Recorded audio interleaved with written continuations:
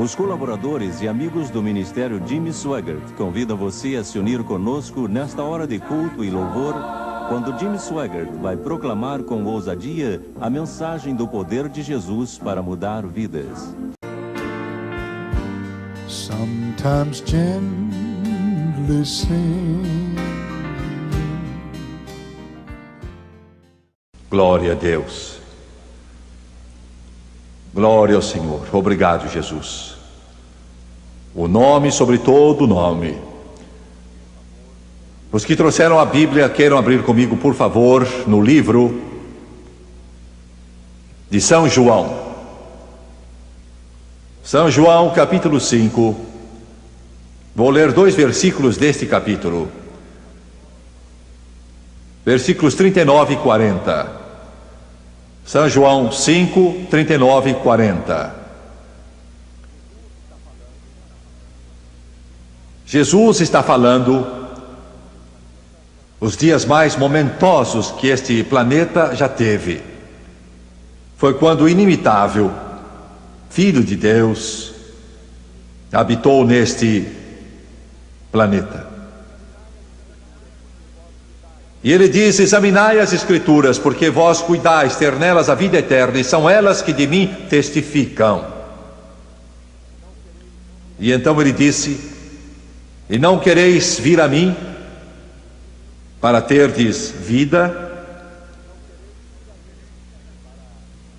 e não quereis vir a mim para terdes vida.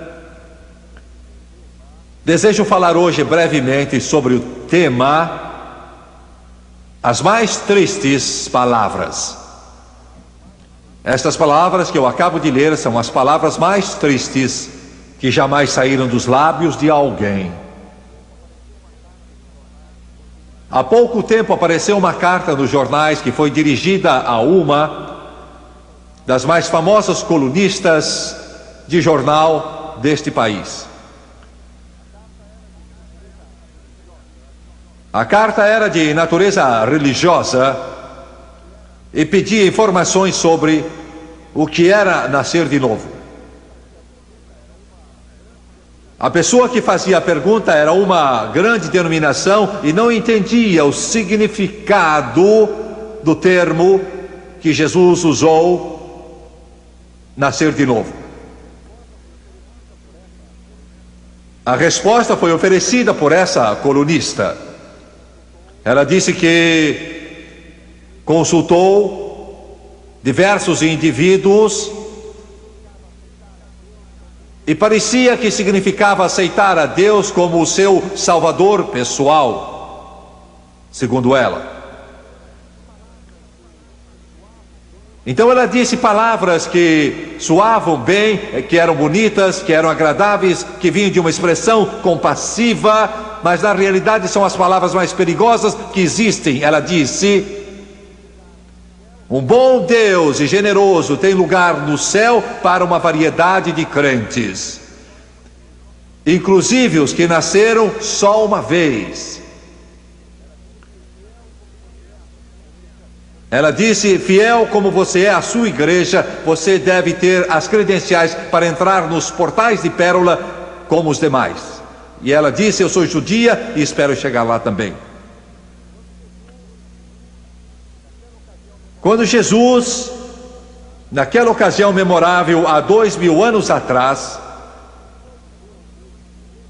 olhou para o seu povo, que teve o privilégio de conhecer, ouvir, alcançar e entender a palavra de Deus mais do que qualquer outro povo na face da terra,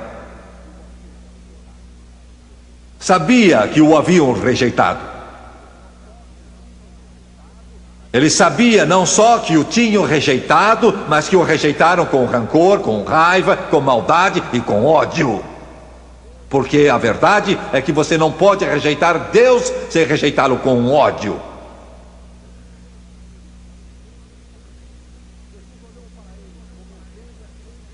E Jesus olhou para eles como ovelhas sem pastor. E então estas palavras saíram dos seus lábios: não quereis vir a mim para terdes vida.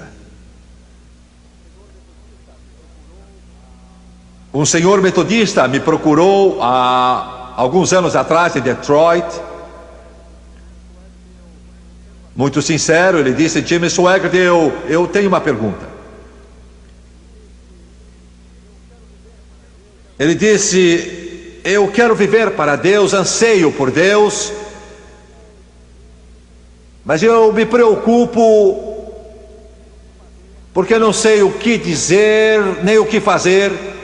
Um pastor diz isso, outro pastor diz aquilo, uma igreja ensina isso, outra igreja ensina aquilo, 2 pastores pregam sobre o mesmo texto e um pastor fala o oposto do outro. E você já parou para considerar, o bom metodista continuou, onde isso nos deixa?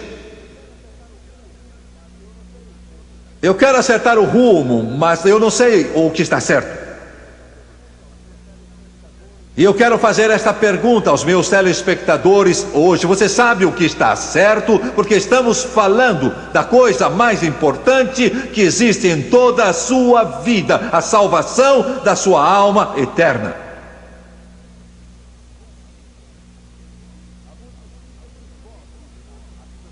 Há muitos tipos de vozes, a Bíblia nos diz, que estão clamando hoje.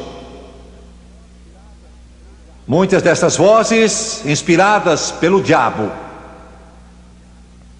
Ele é sutil, ele é sagaz, ele é engenhoso, ele é poderoso, ele usa os mesmos argumentos há vários milhares de anos. E se você se enganar e ouvir errado, você poderá pensar como aquela colunista, que um Deus bondoso, compassivo, benevolente vai bater nas suas costas, bater nos seus ombros e dizer: você foi sincero, tudo está bem, entre. E é uma ideia geral. A ideia da maioria. Como saber o que está certo? E eu quero lhe dar algumas indicações que você não deve esquecer. Elas são tremendamente importantes, são simples. Se você falhar num só desses pontos, vai perder a sua alma. Sem dúvida alguma, vai acabar perdendo a sua alma. Primeiro, uma igreja, por mais antiga, por maior que seja, por mais rica e por mais poder que tenha, que coloca a Bíblia em segundo lugar, que não firma os seus ensinos na palavra santa, infalível e imutável do Deus Todo-Poderoso, que não coloca a Bíblia como a base e o fundamento de todos os seus ensinos. Fuja dessa igreja como fugiria de uma cascavel.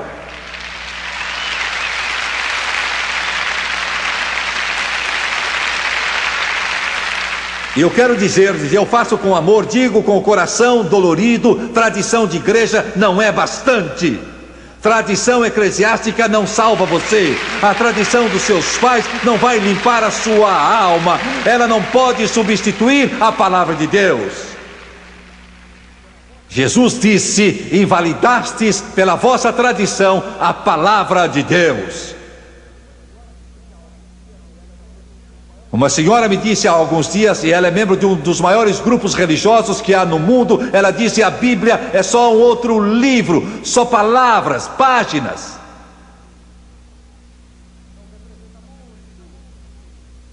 Não representa muito.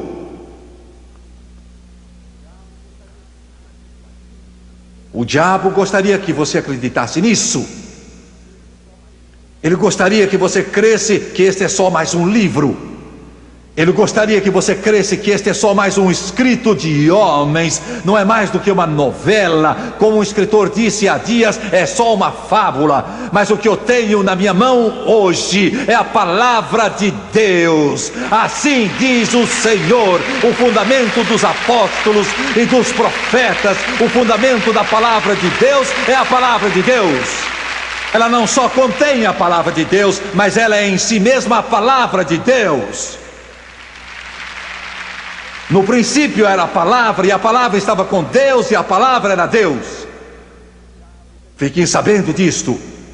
O diabo tem usado o martelo do ateísmo, agnosticismo, materialismo e humanismo secular para bater na bigorna da palavra de Deus por séculos e milênios. O martelo se quebra, a bigorna continua. Civilizações começaram e se foram, combateram este livro, mas ele permanece hoje e permanecerá sempre, porque Jesus disse: nem um jota, nem um tio passarão até que tudo se cumpra.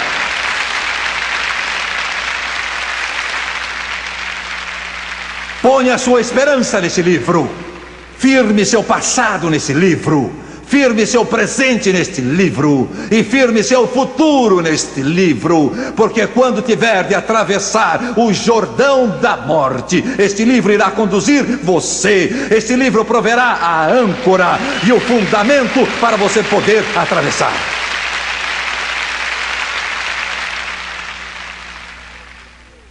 Há alguns dias uma seita mandou um dos seus maiores mestres para tentar me pôr nos eixos.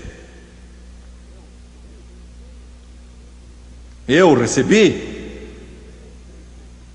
porque eu sei em quem tenho crido, e estou certo de que Ele é poderoso para guardar o meu tesouro até o dia final. Na conversa ele me declarou: nós cremos que a Bíblia é a palavra de Deus, mas outros livros são a palavra de Deus também, que Ele deu a outros homens e são tão importantes como a Bíblia. Eu disse: você pode chamar essas divagações ridículas, tolas e absurdas de mentes loucas iguais à palavra de Deus, se você o desejar, mas eu me firmo nisto, minha esperança está nisto e eu me baseio nisto.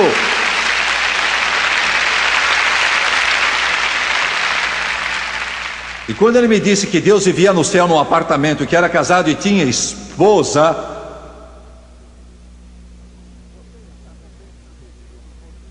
você está contente de ter esse livro por guia, não é? Você está contente de ter a Bíblia? No princípio Deus, no princípio Deus. Se este livro não é a âncora da sua igreja, então saia dessa igreja. Se ele não é a base da sua religião, você precisa de outra. Se ele não é a base da sua fé, você precisa de uma nova fé. Você precisa o livro, a palavra do Deus poderoso. Segundo, se disserem que você precisa se unir à igreja deles, então você sabe que não é a igreja que lhe serve. Disso você pode ter certeza. Se alguém disser que uma instituição humana qualquer é representante de Deus na terra e que você tem de se unir a ela para se salvar, amigo, Deus está aqui antes desse grupo. Jesus estava aqui antes desse grupo. Não dependa de uma igreja terrena, e milhões de vocês se uniram a uma igreja pensando: eu sou isso, eu sou aquilo, aquilo outro, com isso eu vou me salvar. Nenhuma igreja vai salvar você, nenhuma organização política vai salvar, nenhuma organização humana vai salvar você, nenhuma organização religiosa vai salvar você. É melhor que você se agarre à mão cicatrizada de Jesus Cristo, porque Ele é o único que pode salvar você.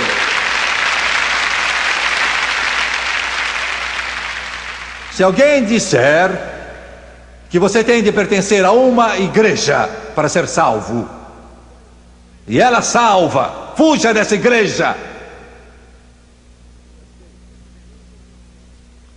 Terceiro, se a igreja ou religião a que você está ligado não reconhece a divindade de Jesus Cristo,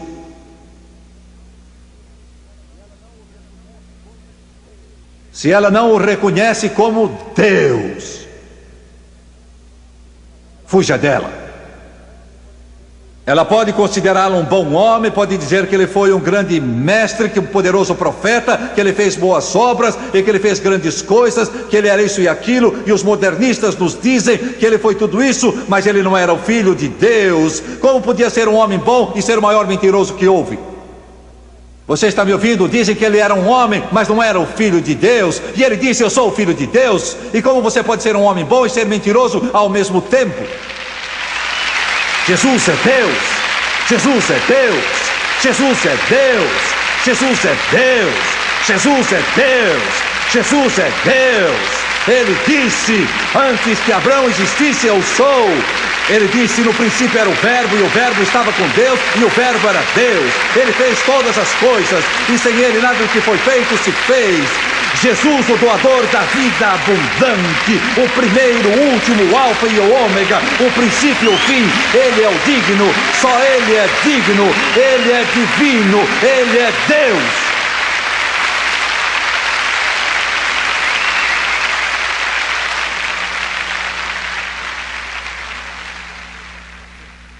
É com ele que você vai ter de ajustar contas. Amigo, quando você chegar no além, não vai ser a Virgem Maria com quem você vai encontrar, não vão ser os profetas antigos com quem você vai encontrar, não vai ser o Papa com quem você vai encontrar, não vão ser os pastores ou evangelistas que você vai encontrar o Jesus, o Filho do Deus poderoso, Emmanuel, Deus conosco. O seu nome será chamado Maravilhoso, Deus forte, Príncipe da paz, e o governo desse mundo vai estar sobre os seus ombros, para que aumente o seu governo e venha a paz sem fim, e ele irá reinar para todos sempre, porque ele é Deus.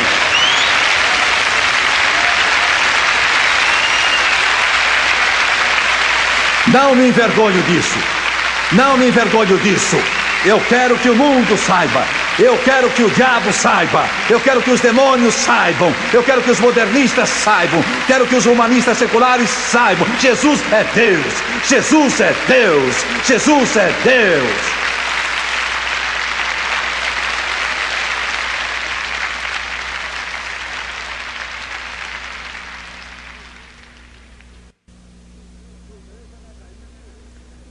Se a sua igreja nega isso, retire-se dela. Se eles tropeçam nisso, retire-se dela. Se você perguntar ao pastor e ele disser eu não sei, e ele vacila, engasga e engasga, diga adeus e saia.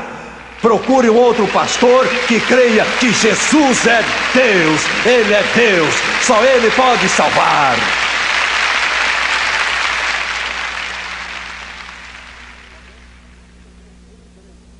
Também, uma igreja, uma religião, um pastor, um doutor em teologia, um seminário, uma instituição religiosa que nega o sangue de Jesus, fuja deles como quem foge de uma cobra. Você não pode crer em Jesus, falar em Jesus, proclamar Jesus, mas se você não crer que ele desceu do céu e morreu numa cruz sangrenta e derramou o seu sangue no Monte Calvário, então você não crê no que é básico no Evangelho. Vendo eu o sangue, passarei por cima de vós. Êxodo capítulo 12. Você foi lavado no sangue, suas vestes estão imaculadas, brancas como a neve. Você foi lavado no sangue do Cordeiro. Há poder maravilhoso, poder no sangue do Cordeiro. Você quer ficar mais alvo do que a neve? Há poder no sangue de Jesus, poder no sangue dele. Um pregador disse que o sangue de Jesus não é mais do que o sangue de um cão. Há muitas igrejas que não confiam no sangue de Jesus Cristo. Você nunca irá para o céu se os seus pecados não forem lavados no sangue de Jesus. Nunca irá mesmo. O sangue de Jesus é um derramamento de sangue inocente. Não há remissão de pecado. Jesus é o único meio, e neste ponto Jim Swaggart tem problema. É nisto.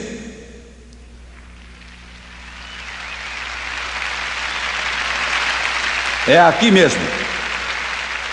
Eu recebo cartas, milhares delas, por que estão perseguindo você? Por que estão ofendendo tanto você? O que é que você tem feito? Pois eu vou revelar o segredo a vocês. Eu vou lhes contar hoje o que é que Jimmy Swaggart tem feito.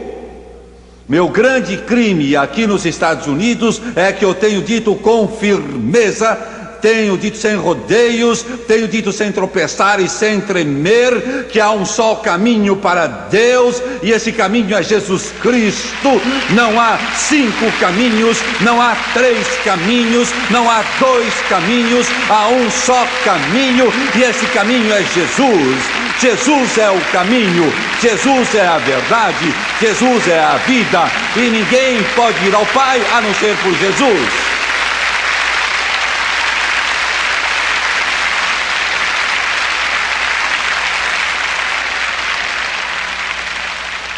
Este é o meu problema. Não vou me curvar. Pode me xingar, pode me rir de mim, pode me difamar, pode me atacar, pode escrever artigos, dizer que sou louco, dizer que estou destruindo o movimento ecumênico, dizer o que quiserem, mas ainda assim eu vou clamar, eu vou cantar, vou escrever, eu vou pregar, eu vou proclamar que somente Jesus é o caminho e não há outro caminho.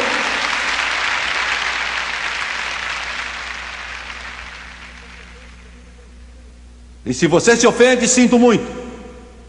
Se isso lhe perturba, sinto muito. Se contraria suas ideias religiosas, sinto muito.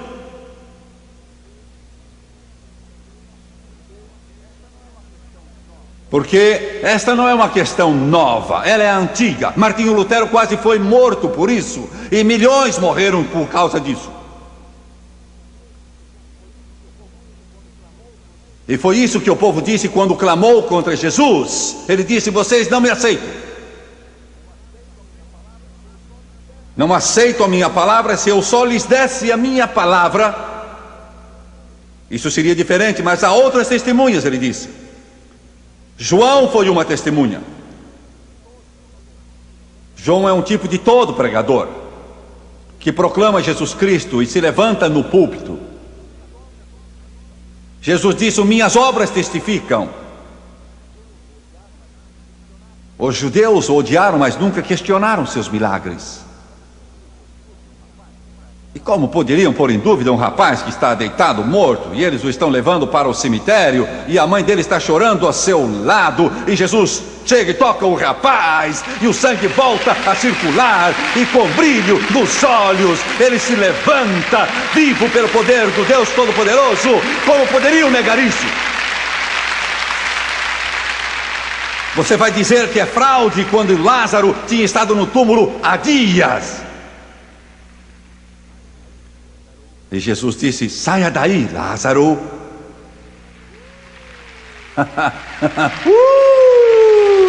Aleluia! E ele sai daquele túmulo, vivo pelo poder do Todo-Poderoso. Ele disse: se vocês não creem em mim, creiam nas minhas obras. Milagres. O homem disse: Senhor, trouxe meu filho aos seus discípulos e não puderam expulsá-lo. E Jesus disse: tragam-no a mim. Glória. Eu estou aqui para dizer que ele não mudou. Ao viciado, Jesus pode quebrar as cadeias da heroína, dar vitória sobre o vício que está cavando a sua sepultura aos poucos. Ele é o único que pode fazê-lo. Ele pode quebrar as cadeias das trevas, pode tornar o bêbado sóbrio e a prostituta pura. Alguns de vocês não entendem porque fico tão animado. Não sei o que entusiasma você. Alguns de vocês vibram com um jogo de futebol. Alguns ficam roucos de tanto torcer pelo seu time. Alguns de vocês se entusiasmam com algum novo filme que aparece. Mas se querem que eu vibre, falem dos milagres de Jesus. Falem desse Salvador, daquele que cura, daquele que pode limpar o leproso. Falem daquele que me ergueu do lamaçal do pecado e mudou o meu coração, e mudou minha vida, e mudou a vida de milhares e de milhões de criaturas humanas. E um dia ele vai sair pelos portais da glória, e a trombeta de Deus então soará, e ele irá voltar, e os túmulos vão devolver os santos mortos, e aqueles que estiverem vivos então serão transformados num abrir e fechar de olhos.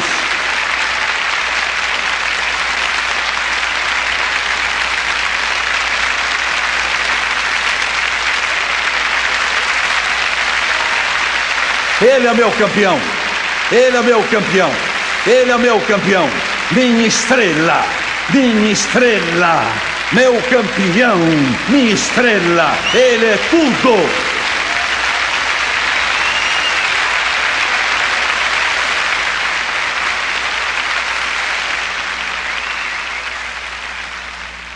Glória a Deus. Não estou falando de um Jesus efeminado que fala macio. Não estou falando de um Jesus num quadro. Não estou falando de um Jesus feito de madeira. Não estou falando de um Jesus num painel de um carro qualquer. Não estou falando de um Jesus pendurado numa cruz. Estou falando de um Jesus assentado à mão direita de Deus, fazendo intercessão por você e eu, que lava nossos pecados com o seu sangue e quebra as cadeias que nos prendem aos poderes das trevas. É esse Jesus de que eu estou falando.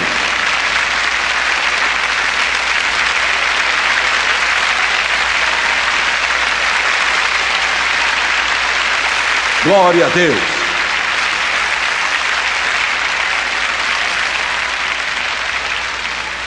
Ele disse: minhas obras é que dão testemunho de mim. Ele disse: o Pai é minha testemunha. Glória a Deus.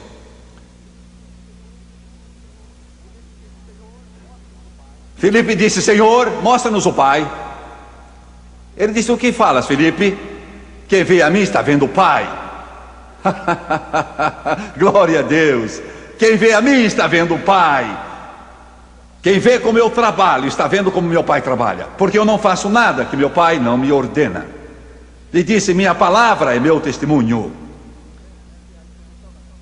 Pois bem, essa é a introdução da mensagem de hoje.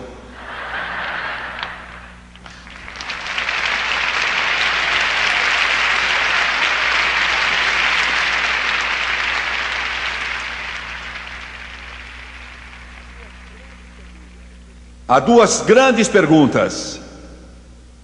Duas perguntas que atingem a todos, que você vai ter de fazer a si mesmo. E são estas: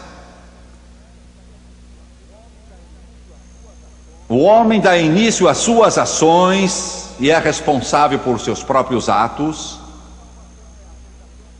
A salvação é a aceitação voluntária da graça de Deus, ou ela é o resultado da eleição ou escolha de Deus. Vou repetir. Este é um outro ardil de Satanás. O homem dá início às próprias ações e é responsável por elas. Sim, é. Mas os sociólogos dizem que o homem é produto do meio ambiente. E quando mudamos o ambiente, podemos mudar o homem. É isto que os sociólogos dizem, mas os sociólogos estão muito errados. O que acontece é que o homem não quer ou não deseja dar conta da sua vida, pecados e ações. Ele quer culpar outra pessoa. Este é o problema do homem. Este sempre foi o problema do homem. Foi a primeira coisa que Adão fez. Ele culpou Eva de experimentar o fruto proibido. O homem tem procurado se excusar, tem procurado se absolver da culpa desde aquela ocasião. Isso é que você vai entender, ainda que não goste e ainda que não queira. Você pode querer esquivar-se ou esconder-se, mas não pode. Você vai ter de responder por suas ações, e você é responsável, só você, por seus pecados. Não eu, não outros, não a sociedade, mas você.